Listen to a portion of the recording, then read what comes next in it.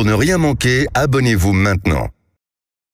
Idéalvoyance.fr, coaching de vie spirituelle par téléphone, chat et email présente.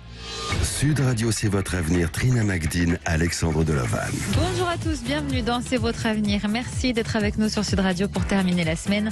En cette veille de week-end, vous avez peut-être l'intention de faire le point sur votre couple parce que ça ne va plus très fort entre vous. Ou alors vous avez peut-être l'intention de faire le point sur votre travail parce qu'il ne vous plaît plus. Dans ce cas-là et dans bien d'autres, n'hésitez pas à nous appeler au 0826 300 300 puisque notre coach intuitif, Alexandre Delavanne, va vous donner son ressenti sur votre présent et sur votre avenir. Bonjour Alexandre. Bonjour Trina, bonjour à tous. Comment allez-vous aujourd'hui ? Je vais bien, mais je suis très inquiet Trina. Pourquoi ? Mais oui, parce que je ne sais pas ce qui se passe, mais avec ce joli maquillage, peut-être que vous préparez une soirée, un événement. Oui, en effet. Il y a un événement Alors, merci particulier. pour le joli maquillage, mais oui. Mais oui, et quel est votre événement ? C'est une surprise. Bon, mais écoutez, j'espère qu'on en saura plus. Oui, exactement. Oui. Tout à l'heure, on ira faire un tour du côté de la ville la plus hantée des États-Unis.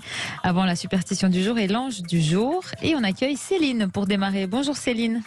Bonjour Trina et Alexandre. Bonjour. Bienvenue Céline, vous nous appelez d'où ? Merci. De Mont-de-Marsan.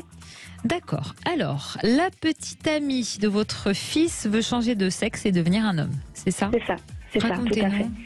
Alors en décembre 2021, j'ai mon fils qui a entamé une relation amoureuse avec une camarade de classe, donc qui est transgenre, en plein changement d'identité.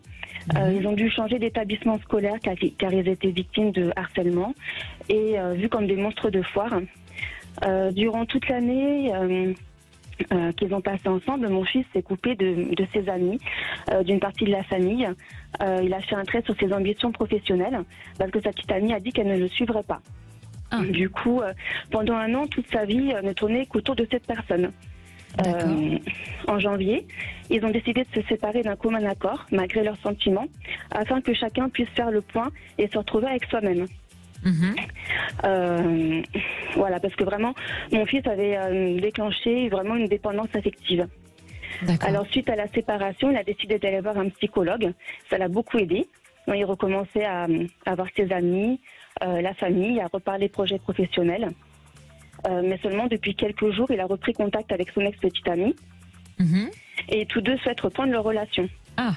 Donc, depuis, il ne voit plus ses amis. Il ne pratique plus ses activités sportives. Il recommence à consacrer tout son temps à sa relation amoureuse.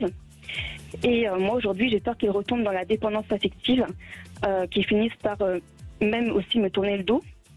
Parce que moi, de mon côté, je ne suis pas prête à accueillir de nouveau sa petite amie dans ma vie et dans mon cœur pour le moment. Voilà, pour moi, c'est très frais. Parce que je me suis beaucoup investie et ça m'a... j'ai besoin de me protéger. Voilà, aujourd'hui, par rapport à ça. D'accord. Et voilà, et pour être honnête, alors j'ai un peu honte, mais j'aimerais qu'elle sorte de sa vie parce que même si elle est très bien, là, je reconnais beaucoup de qualités et je l'apprécie, j'ai l'impression que cet amour est toxique pour mon fils. D'accord. Alors, que les choses soient bien claires, hein. C'est une jeune fille qui souhaite changer de sexe pour devenir un homme. C'est ça, tout à fait. Elle en est où dans sa transition ? C'est un souhait pour le moment ou elle a commencé à faire quelque chose ? Elle a commencé à changer de prénom auprès de l'état civil. Les démarches sont entamées. Après, on n'en a pas trop discuté. Mais c'est un souhait qu'elle a depuis toute petite et ses parents l'épaulent. D'accord. Bon, pour moi, ça n'est vraiment pas un souci. Hein. Je l'ai accueilli comme étant mon enfant. Enfin, on est très ouverts, nous, dans la famille, par rapport à ça. Moi, vraiment, le souci que j'ai aujourd'hui, c'est surtout la dépendance affective que mon fils déclenche par rapport à cette relation, quoi. C'est surtout ça. Mais est-ce que c'est une dépendance affective, une exclusivité aussi, j'ai envie de dire, parce qu'ils s'isolent un peu tous les deux, d'après ce que j'ai compris. Est-ce que tout ça, ça fait suite au harcèlement dont ils ont été victimes ou ça a vraiment été dès le départ ? J'ai l'impression que ça a été comme ça dès le départ. D'accord. Oui. Est-ce que c'est elle qui l'a un peu isolé aussi ? Non. Non ? Non, ça vient vraiment de lui. D'accord. Vraiment de lui, oui, parce que elle, au contraire, elle est très ouverte, elle sort, elle voit les amis, la famille, et vraiment lui, c'est vraiment isolé dans son couple. Il me dit que c'est le seul bonheur qu'il ait eu dans sa vie depuis de nombreuses années. D'accord, c'est très fort. Depuis le divorce avec son papa, finalement. D'accord. Alors, bon, aujourd'hui, donc ils se sont remis ensemble. Oui. Pendant combien de temps ils ont été séparés ? De janvier jusqu'à là, depuis cette semaine. Et donc, vous avez l'impression qu'ils reproduisent un peu le même schéma ? J'ai l'impression que mon fils, tend à reproduire le même schéma, tout à fait. Comment il avait réagi, votre fils, quand elle lui avait annoncé son souhait de changer de sexe ? Il a toujours su ça. Il l'a toujours su dès le départ ? Oui, dès le départ. Ah, je croyais que c'était pendant leur relation. D'accord. Non, du tout, il l'a connu comme ça. Et c'était une amie au départ. D'accord. Ok. Bon, alors, Alexandre, comment percevez-vous l'avenir du fils de Céline ? Alors, bien sûr que c'est pas évident parce que déjà il est jeune et que c'est une de ses premières expériences, j'imagine. Et aussi, au-delà de cette relation, il y a quand même une histoire. Il y a une histoire qui est forte et une histoire aussi que votre fils porte malgré tout, parce que je pense que durant toute cette période qu'ils se sont fréquentés, ils ont dû échanger sur cette notion de transition, cette volonté de changement de sexe ou autre, et bien entendu, même si vous êtes ouvert d'esprit, même si votre fils peut l'accueillir ainsi, mais c'est tout à fait normal d'être dans cette phase de réflexion, d'être dans une prise de recul, et puis d'avoir aussi des perturbations. Et puis le fait aussi de savoir qu'à un moment donné, il y a une identité qui se perd et qui s'abandonne pour aller vers une autre identité. Donc même si pour elle aujourd'hui c'est intérêt et c'est une volonté, c'est son choix et ça se respecte, mais malgré tout, d'un point de vue extérieur, pour votre fils, eh bien, il n'aura dans quelques temps et dans quelques mois, il n'aura plus une femme devant lui, mais un homme. Donc, forcément, les choses peuvent être perturbantes et peut-être, et de ce que je ressens, c'est peut-être qu'il souffre déjà de ça et il a déjà une nostalgie à ce genre de relation qu'il a eu auparavant avec cette personne-là, en sachant que il ne pourra plus l'avoir puisque tout ça va se transformer, va changer. Ce qui expliquerait l'exclusivité d'ailleurs qu'il a avec elle. Voilà, exactement. Et inconsciemment, il essaie peut-être d'en faire retarder le temps pour profiter au maximum de ce qu'il a profité en tant que personne et elle en tant que femme. Donc, pour moi, je crois que c'est au-delà d'une relation aussi purement sentimentale avec des sentiments. Oui, forcément, avec ça, ce n'est pas rien. Ce n'est pas rien. Donc, il lui faut du temps, il lui faut aussi de l'acceptation. Et je crois que votre fils a envie d'être aussi dans cet accompagnement-là, parce qu'il a été au début de l'histoire, il l'a écouté, il l'a entendu, et il a peut-être envie de continuer d'être dans cet accompagnement-là. Il n'est peut-être pas perçu de la même manière avec sa compagne, enfin son ex-compagne, mais en attendant, il y a quelque chose dans ce sens. Alors, moi, il faut vraiment essayer je ne veux pas dire de bousculer votre fils, mais bien sûr qu'il a besoin lui-même d'avancer, il a besoin de réfléchir, il a besoin de faire son chemin, mais il faut peut-être essayer de l'amener sur des objectifs et d'être un peu dur avec lui, non pas par l'autorité, mais tout simplement pour qu'il prenne conscience que la vie, ce sont des épreuves, ce sont des choix, ce sont des expériences, ce sont aussi des moments qui ne sont pas forcément ceux qu'on a choisis, mais en attendant, c'est ça la vie. Et donc, il faut le sortir de ce mobilisme et je dirais aussi de cet isolement dans lequel il est aujourd'hui, pour qu'il puisse repartir vers quelque chose de plus optimiste et de plus positif. Céline, ça me fait penser, Alexandre, quand vous parlez d'isolement, est-ce qu'il s'isole avec elle parce qu'il n'assume peut-être pas aux yeux des autres ce qui s'annonce, la transition? Vous en avez jamais parlé avec lui? Il me dit qu'il se rend bien compte que les gens le regardent, mais qu'il s'en moque du regard des autres. Voilà, de façon qu'il faut qu'il apprenne à vivre avec ça. Pourtant, ils s'isolent vraiment tous les deux. Oui, mais moi, de ce que je ressens, c'est plus, j'ai l'impression et le sentiment, après, bien sûr, je ne parle pas au nom de votre fils, mais j'ai le sentiment que, justement, ces moments-là, il a envie de les immortaliser, de les cristalliser, de les vivre pleinement pour se les approprier. Ça s'explique. Et oui, je sens que c'est plus dans cet esprit-là que sur la notion du regard des autres, parce que sinon, s'il y avait un regard des autres, je pense que votre fils aurait déjà arrêté la relation et il n'en serait pas, il n'aurait pas une souffrance et une dépendance et une addiction aussi, parce qu'il y a une forme d'addiction affective et d'une dépendance affective. Donc voilà, il n'en serait pas là. Et alors, il va progressivement aller vers du mieux, ça va s'améliorer. Il y a des étapes à passer. Je crois que tant qu'ils seront en lien et en contact ensemble, eh bien, ce n'est pas pour l'aider non plus.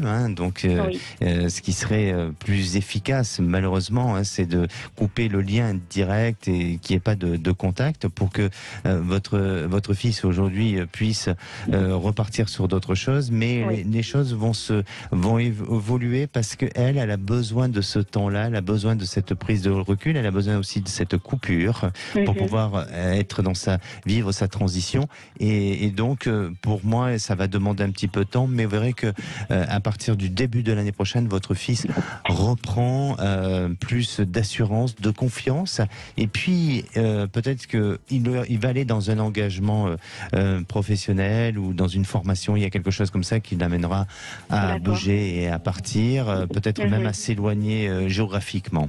Oui, d'accord. C'est quelque chose qu'il envisage peut-être aujourd'hui déjà ? Oui, c'était envisagé, tout à fait. D'accord. Tout à fait. Il faut qu'il le fasse. Ça va lui permettre de pouvoir se réaliser et puis aussi de grandir. C'est important. Exactement. Merci beaucoup en tout cas pour votre témoignage, Céline. Merci. À bientôt. À bientôt. Au revoir. Allez, dans un instant, on vous emmènera dans la ville la plus hantée des États-Unis et on vous attend sur Sud Radio 0826 300 300. Venez nous rejoindre. Sud Radio, c'est votre avenir, le sujet du jour. Trina, apparemment il y aurait une ville hantée aux États-Unis, mais quelle est la ville la plus hantée ? Alors, c'est la ville de Garnett dans l'État du Montana. L'État du Montana qui compte à lui seul, paraît-il, 75 villes fantômes.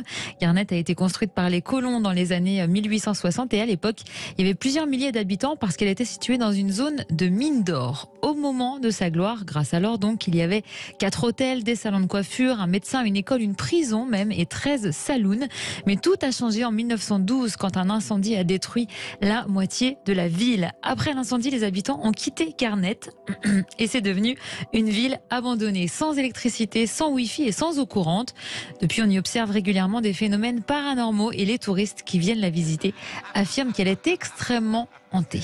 Ah oui, effectivement, même ici dans les studios, effectivement. Alors, quels sont ces phénomènes paranormaux ? Alors, l'historienne Hélène Bolmer les décrit dans son livre Montana Chillers.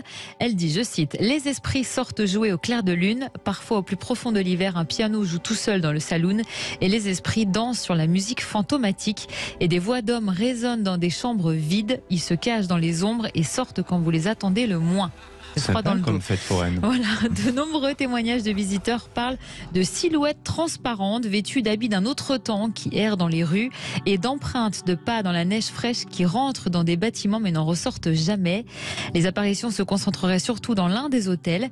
D'autres témoignages, dont celui d'un autre historien, Alan Matthews, rapportent avoir vu une femme dans l'une des chambres à l'étage de l'hôtel qui regardait par la fenêtre. C'était pas vous au moins ? Non, c'était pas moi. Que devient cette ville que devient cette ville Garnett aujourd'hui ? Eh bien, ces ruines continuent à attirer plus de 16 000 visiteurs par an, mais plus personne ne veut s'y installer à cause de ces phénomènes paranormaux.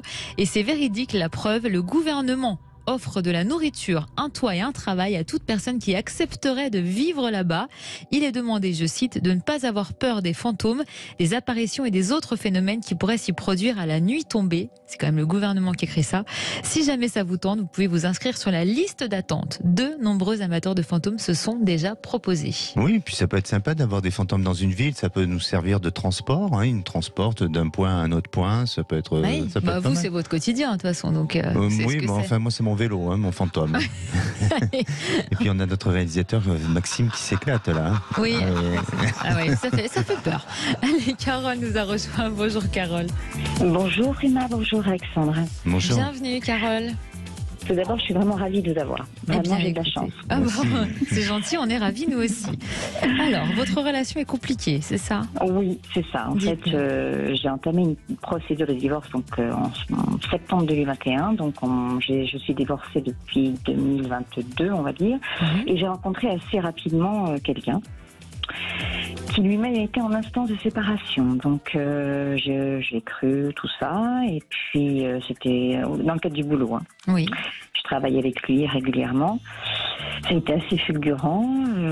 Ça va faire 8 mois qu'il tergiverse. Voilà, il tergiverse. Et puis là, j'ai décidé il y a 15 jours de tout arrêter parce que là, ça me fait souffrir en fait. Il est instable, voilà. Il y a beaucoup de choses qui font que il me dit des choses et puis ça remet beaucoup de choses. Enfin, il s'engueule avec sa femme et puis après ça remet des choses en cause et là je ne sais plus quoi penser. Qu'est-ce que ça remet en cause? Eh bien, à chaque fois, soit il me fait un petit burn-out et puis une petite crise de calcaire et puis il me donne pas de nouvelles pendant une semaine et puis après il revient vers moi en me disant qu'il m'aime, que tout, voilà, qu'il veut absolument être avec moi. Et puis voilà, c'est une relation, on va dire intense et en même temps c'est chaud-froid. Oui, c'est ça. Je sais plus. Ouais. Alors, Alexandre, est-ce qu'il y a un avenir possible avec cet homme qui soit stable, un avenir stable? Oui, on l'espère. C'est ça la mais question. Oui, Carole, vous allez penser à votre devenir sentimental et vous allez me donner une couleur, s'il vous plaît. Le bleu. Un bleu de foncé, clair? Clair. D'accord. Il y a peut-être votre haut-parleur, oui. Carole. Un écho, apparemment. Non, alors, bon, parfait. Alors, écoutez, Carole, pour moi, il y a quand même la possibilité d'un changement. Cet homme, aujourd'hui, vit une période de déstabilisation, une période de réflexion, une période de prise de recul, et puis peut-être de mal-être, et pourquoi pas de petits burn-out ou de petites dépressions. Hein, je ne sais pas s'il n'y a qu'un médecin qui pourrait le dire, mais en attendant, il y a quelque chose de chez lui, de fragile, qui n'est pas lié à vous, mais qui est lié tout simplement à son existence, à sa vie, et puis à ce qu'il emprisonne aussi. Donc, il y a des frustrations qui ressortent bien, et il aimerait, je pense, s'il avait cette possibilité d'avoir une baguette magique, de changer les choses, il aimerait sûrement se libérer pour pouvoir vivre une vie avec vous de manière plus paisible. Alors, je ne veux pas dire pour autant qu'avec sa femme, c'est le calvaire ou quoi que ce soit, mais de ce que je ressens, c'est qu'il est plus dans l'engagement, dans la volonté de se projeter avec sa femme, et donc pour lui le quotidien semble être difficile, et puis comme beaucoup, malheureusement, d'hommes ou de personnes qui sont en couple, qui n'arrivent pas à passer le cap et à assumer cette responsabilité de dire à un moment donné, stop, je rends la liberté à chacun. Une rupture, je ne porte pas de jugement, ma chère Trina. Je sais. Donc, moi non plus. Mais en tous les cas, il en est là, de ce que je ressens et de ce que vous témoignez aussi, Carole. Donc voilà. Donc et j'ai bien peur que ça dure encore, que ça perdure, que les choses n'évoluent pas tout de suite, et pour vous, essayez de prendre un peu de recul, parce que de ce que je ressens, c'est que cet homme va vous promettre des choses il tiendra promesse. Mais il tiendra promesse. Il tiendra promesse. Mais la seule chose, c'est le temps qu'il lui faut. Voilà, ça demande du temps, mais il sait et il va ressentir à un moment donné quelles sont les limites. C'est-à-dire que pour moi, je vous sens courant de cet été vouloir peut-être prendre plus de recul.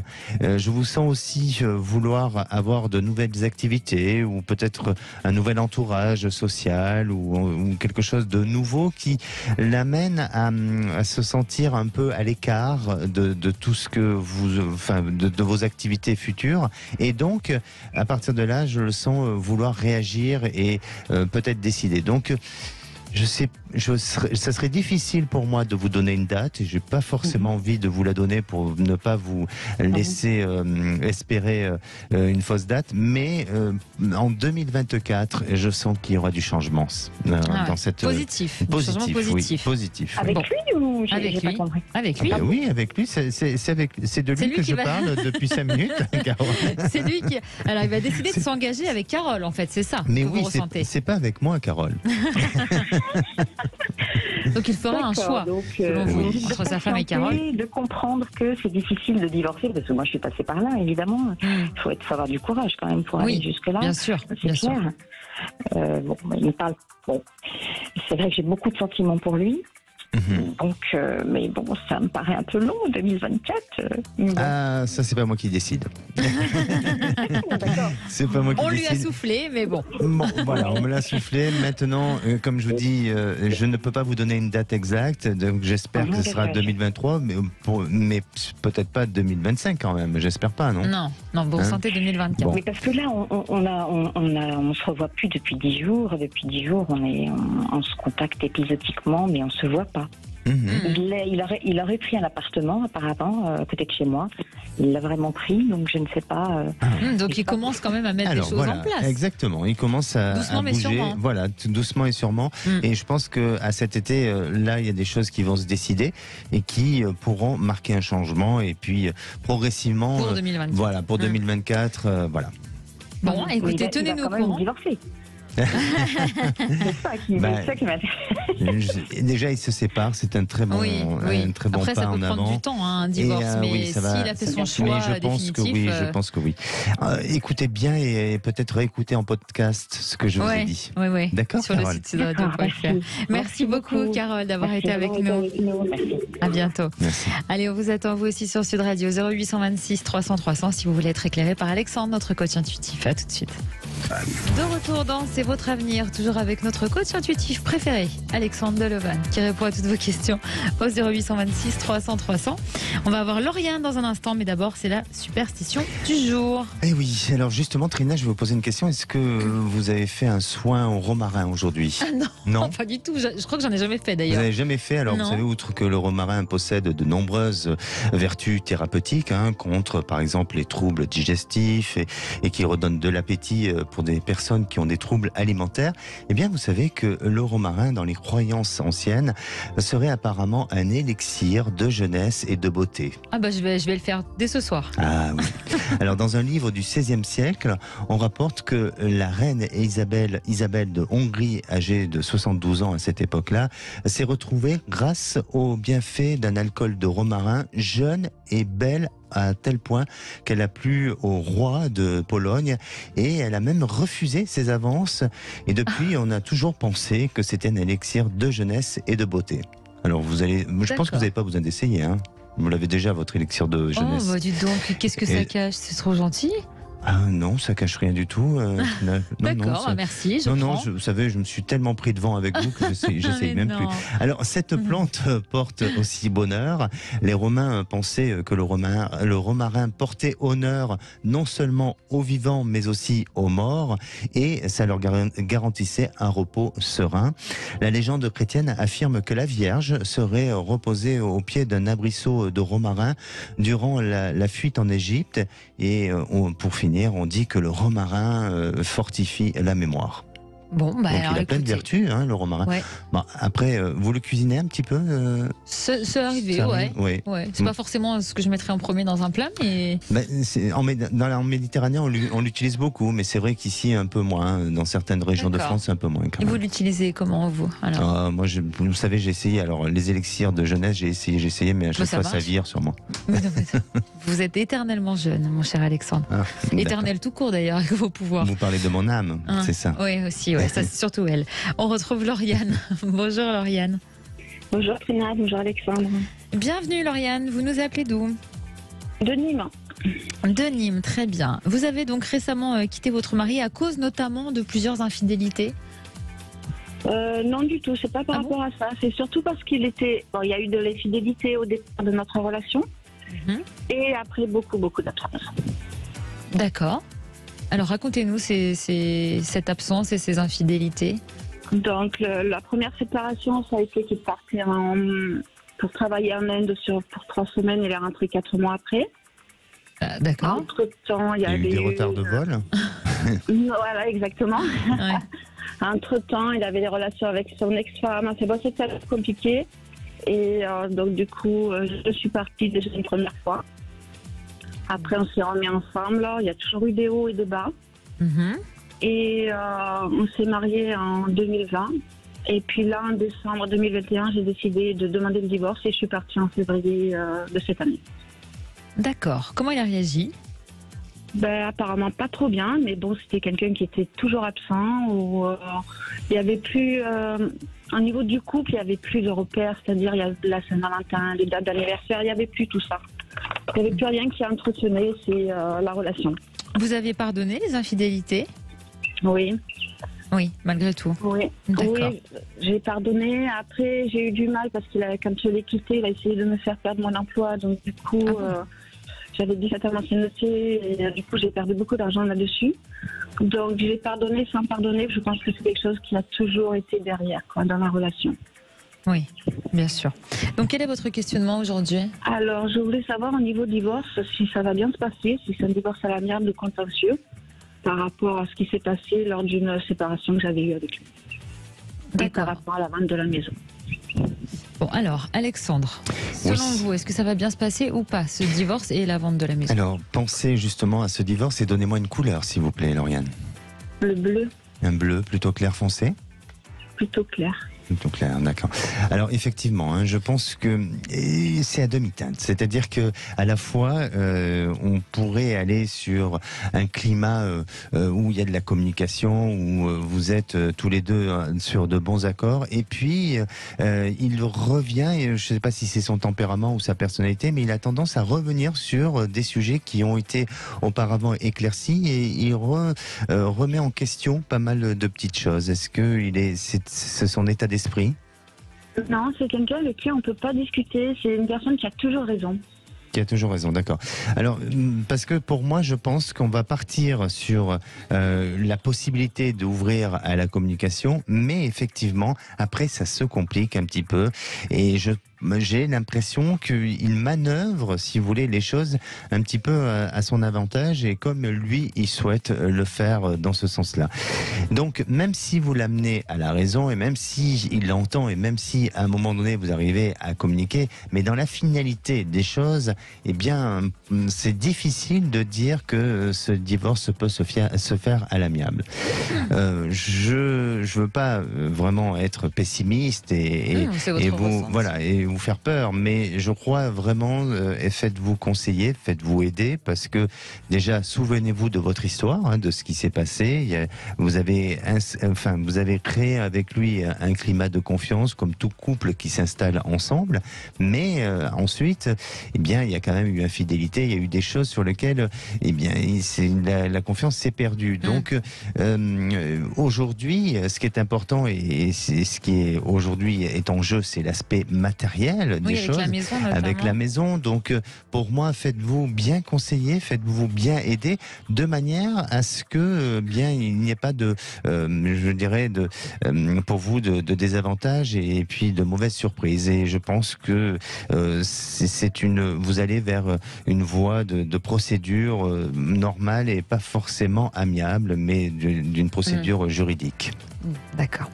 Merci. Et juste, pardonnez-moi, je voulais juste rajouter une chose pour vous, Lauriane, c'est que sentimentalement, vous êtes dans une phase de reconstruction où il y a quelque chose de nouveau qui peut s'annoncer, mais j'ai tendance à dire qu'il faut rester peut-être un peu discrète pour justement qu'il n'y ait pas un sentiment de jalousie ou que ça n'entrave pas de manière négative les événements à venir, notamment sur ce que vous devez gérer sur votre divorce.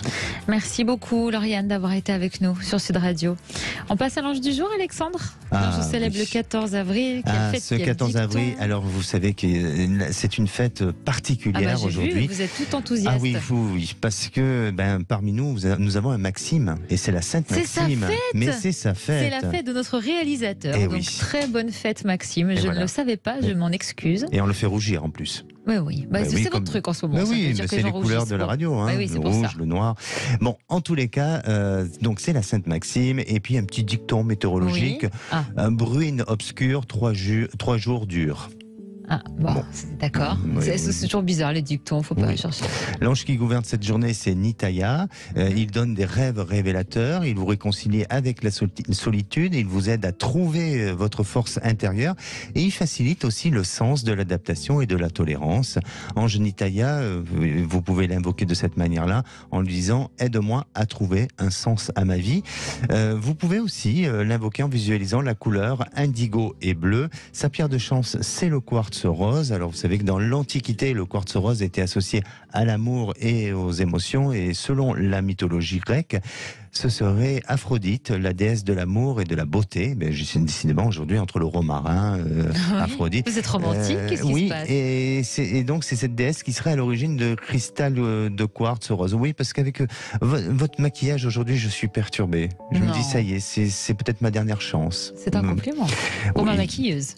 Bon, alors revenons à mes écrits. Contrairement aux idées reçues, le quartz rose est relativement rare. Il se trouve principalement à Madagascar et au Brésil. Et la couleur rose tendre du quartz aide à guérir les blessures émotionnelles profondes. Elle aide aussi aux cicatrices psychiques et aux traumatismes les plus douloureux. Voilà. Bon. Pas d'anniversaire, pas de souvenir? Non, parce que aujourd'hui c'est la Sainte-Maxime, donc, donc ça suffit. On met tout sur Maxime. On reste sur une jolie chose. On a le standard, tout le monde qui souhaite la fête à Maxime. Voilà. On accueille Isabelle. Bonjour Isabelle. Bonjour Trina, bonjour Alexandre et bonne fête à Maxime. Il est content, il vous remercie. Vous nous appelez d'où Isabelle? Des Hauts-de-France. On adore. Alors, on embrasse tous les Hauts-de-France, bien sûr. Vous avez 2 questions qui se rejoignent un petit peu, hein? C'est ça. Voilà, donc en fait, je suis dans le notariat depuis 20 ans, un peu plus de 20 ans d'ailleurs, 23 ans, et je viens changer d'employeur pour me permettre de développer une deuxième activité qui est pour moi une mission de vie dans l'accompagnement, afin d'aider les gens en fait à se libérer de blocages et de les accompagner vers un meilleur retour à eux-mêmes. Donc je voulais savoir si j'ai bien fait en fait du coup de changer d'employeur pour me permettre de créer cette micro-entreprise pour le moment. Donc voir si je vais avoir du succès, parce que je prévois, j'ai une vision on va dire à long terme, parce que je suis pas très gourmande, de développer à l'international et dans l'Europe. Et ce qui est lié, c'est qu'en fait, ce projet, je voulais le faire avec un ami en fait avec qui j'ai été en couple. J'ai fait une rencontre en 2015 et maintenant voilà, lui il a décidé de ne plus de plus être en couple mais d'être en ami, parce qu'il est loin, très loin géographiquement parlant. Et il se dit que ce n'est pas possible. Donc je voulais savoir si je pouvais aussi espérer qu'il puisse revenir à un projet commun d'accompagnement envers les gens et d'espérer une relation amoureuse avec lui réelle en fait. D'accord. D'amitié. Donc quand vous dites aider les gens à se reconnecter à leurs émotions, c'est-à-dire que vous voulez créer vous-même une nouvelle méthode pour faire ça? Non, la méthode elle est déjà existante. Et en fait, je suis praticienne d'une méthode qui marche très très bien. Je l'ai appliquée pour moi-même. C'est laquelle? C'est la méthode Vivre Action. D'accord. Alexandre semble connaître. Vivre Action, qui a été créée par Hélène Pavot, et je suis sur son site. D'accord, très bien. Donc cet homme dont vous nous parlez, lui, il travaille dans le même secteur un peu? Tout ce qui est énergétique. Lui, il est plutôt dans les soins énergétiques. Oui, d'accord. Mais donc, il est d'accord pour partir sur ce projet avec vous? Vous en avez parlé ensemble? Justement, au départ, en 2015, c'était un projet commun, on va dire, parce que c'était vraiment, on s'est rencontrés, ça a été l'évidence, etc. Et puis, 3 ans après, il a préféré avoir une relation plutôt basée sur l'amitié que sur le couple, par rapport, je vous dis, à plein de facteurs géographiques, famille, travail, etc. D'accord. Du coup, je sais que c'est 2 questions différentes, mais oui, mais ça se rejoint un petit peu. Mais ça se rejoint, parce que je pense qu'on peut faire quelque chose vraiment de très beau. Mais je veux pas non plus être... voilà, je sais qu'on est maître de sa vie, mais j'ai voulu entendre Alexandre. Je suis tombée sur votre émission par hasard il y a 2 jours. Ah bon? Et voilà, je connaissais pas du tout. Hein, donc, voilà, Bon, Alexandre. Bon, en tous les cas, dans vos 2 questions, c'est l'une va essayer de reconnecter les émotions de l'autre. Hein, oui. Donc, c'est le but. Mais votre projet est très intéressant et votre projet peut fonctionner. Pour moi, j'ai l'impression qu'il y a autre chose qui s'annonce. C'est-à-dire que oui, vous allez aller dans ce développement-là. Vous allez pouvoir développer une activité autour de ce concept, autour de ce projet-là, mais j'ai l'impression que vous êtes une personne qui a besoin de créer, qui a besoin peut-être d'innover sur d'autres choses. Et je vous sens pas vous limiter à ça. Alors même si à un moment donné, votre intention et votre ambition est celle d'aller au-delà des frontières et de faire parler de vous, en tous les cas de cette méthode, mais je vous sens vouloir vous mettre en place un nouveau concept avec cet homme. Alors, ensuite, sur le côté sentimental. Alors, oui et non. Oui et non, c'est-à-dire que à la fois il y a une hésitation, à la fois il y a une possibilité à ce que vous puissiez vous rapprocher de l'un et de l'autre, alors notamment bien sûr par des intérêts professionnels, mais j'ai le sentiment et de ce que je ressens, c'est que sur le plan affectif, eh bien attention de ne pas être déçu parce que sur le long terme, eh bien je crois pas que ça puisse perdurer et vous serez amené à un moment donné à vous retrouver dans une situation de réflexion, de détachement et peut-être même de rupture. Donc je crois que cet homme aussi est assez autonome et assez indépendant et il a besoin d'aimer un peu différemment de la manière dont vous pensez vous les choses ou de la manière dont vous aimeriez aimer l'individu. Donc même s'il y a compatibilité, mais pour pouvoir se construire ensemble, là ça me paraît plus compliqué, ce sera plus difficile. Il vaut mieux peut-être privilégier la relation professionnelle que la relation sentimentale, ou alors juste comme ça par amusement. Oui, voilà. Mais le projet va se faire selon vous. Voilà, comme dit si bien Isabelle, pour la gourmandise. Voilà. Merci beaucoup en tout cas Isabelle d'avoir été avec nous et donnez-nous de vos nouvelles pour la suite. Allez, venez nous rejoindre sur Sud Radio 0826 300 300. À tout de suite. Et de retour pour la dernière partie de C'est votre avenir. Venez nous rejoindre au 0826 300 300. Comme Karine. Bonjour Karine. Bonjour Trina, bonjour Alexandre, merci de me recevoir. Merci à vous Karine. Alors, c'est compliqué avec votre compagne? Ouais, en fait, je suis avec elle depuis un certain temps, mais là, depuis quelques temps, j'ai l'impression que je suis plus avec la bonne personne et que je suis plus non plus dans la vie qui me correspond. On a une relation qui est devenue toxique, on a vraiment évolué différemment. Elle est à 200% dans son travail et moi, vraiment, j'aspire à autre chose. Faut savoir que je suis salariée de sa société, on travaille ensemble. D'accord.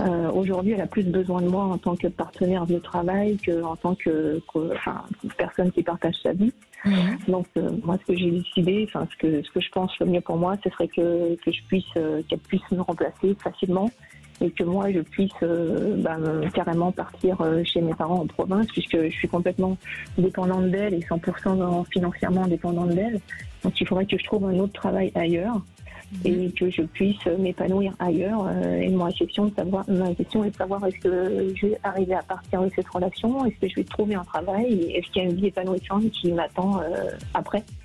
Elle n'essaye pas de vous retenir? Si, mais je veux dire, je pense que on est sur une fin de cycle et je pense que malheureusement, je pense qu'il n'y a plus rien à en tirer, à mon avis. Elle pense la même chose, elle? Elle pense que c'est moi qui mets tout en l'air, mais je pense que, je pense qu'il n'y a plus grand chose à tirer, malheureusement. Et vous êtes ensemble depuis combien de temps? 14 ans, c'est ça? Ouais, presque 15. D'accord. Vous avez encore des sentiments pour elle?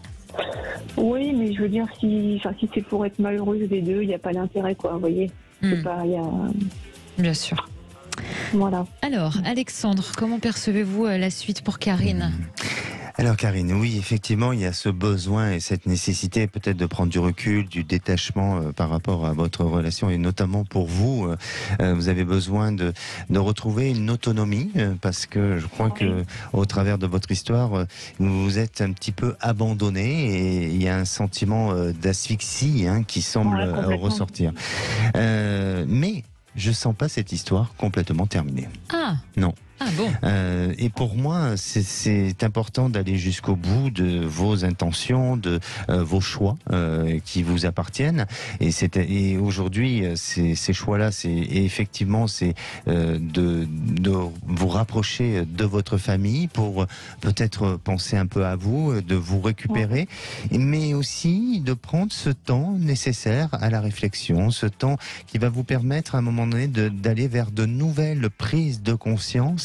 Et peut-être aussi de pouvoir amener la réflexion autrement et différemment avec votre compagne actuelle. Parce que pour moi, je sens que à la suite de cette séparation, de cette rupture, autant vous de votre côté que de votre compagne, eh bien, vous allez mûrir sur une autre réflexion, vous allez changer dans votre état d'esprit et ça va vous rapprocher dans le temps.